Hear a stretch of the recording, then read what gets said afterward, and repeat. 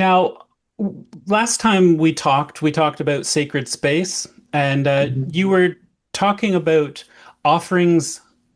It sounded like I might need a little bit more clarification between offering and sacrifice. It sounded like you were making a distinction. Am I correct there?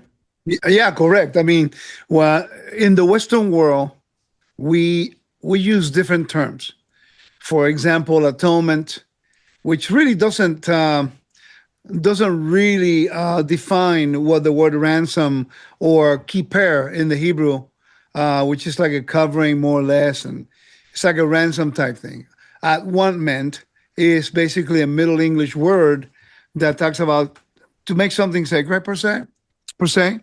And when people talk about the word sacrifice, the mindset in the Western world, the first thing that comes to mind, by and large, is death. But in the Right. Hebrew Bible, the word for offerings is korban, which means to draw near. So while the lack of understanding in the definitions can create a separation of understanding, when you go back to the Hebrew meaning, now it's the opposite. It's God wanting and desiring and giving you clear instructions how to approach Him so you can be with Him in sacred space.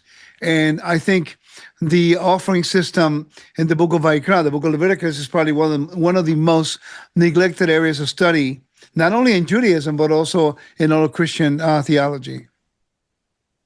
Okay, yeah, and that's why I'm bringing you on. I want more clarification. I want a better like a resource for Yeah. us to go to and come back to. Like, I remember my first time reading through Leviticus, and I didn't know what was going on. And even now, like it took me a few cycles before I started thinking, okay, what's going on here, and trying to pay more attention and understand what's happening. So with that being said, maybe we could start looking at the offerings in Leviticus. I believe the burnt offering is the first offering. Correct. That's in chapter one, and it is designed for a particular purpose. So there's a structure. You have different type of animals permitted for the offerings. Four major types of donate of offerings. Okay, a Okay. burnt offering, which is no, the priest could not partake of that. It was like dedicated completely to the Lord. You know, and then you have Yeah. the well-being, which is a shilamim, which falls under the category of a peace offering. And then you have the purification offering, chatat, specifically chapter 4 and 5, and the reparation, chapter 5 and 6.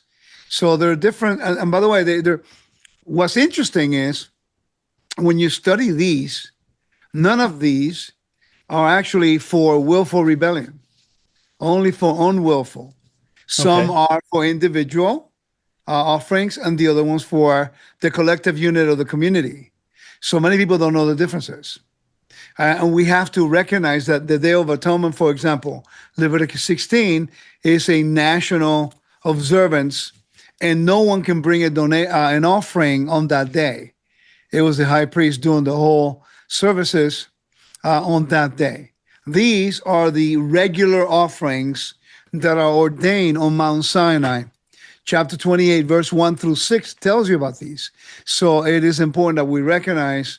I'm sorry, chapter 28 talks about the morning and the afternoon lamb, and then Leviticus 1 through 7, it tells you about the other types of individual offerings. So there's a distinction between a communal and an individual.